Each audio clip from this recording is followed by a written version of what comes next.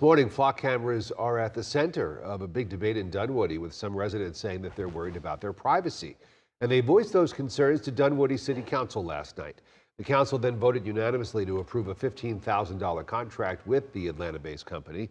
According to Dunwoody's police chief, months of testing shows that flock cameras are leading to faster response times and giving officers better idea of the scenes before they get there.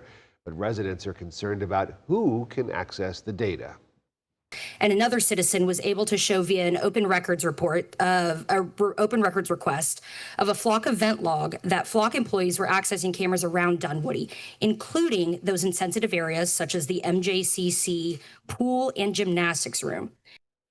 The Dunwoody mayor addressing those concerns directly, saying that members of the flock sales team used Dunwoody's cameras during a sales call with another law enforcement agency, and she says that it will not happen again, and that the contract approved gives the city manager control of all flock data in Dunwoody and how it can be used.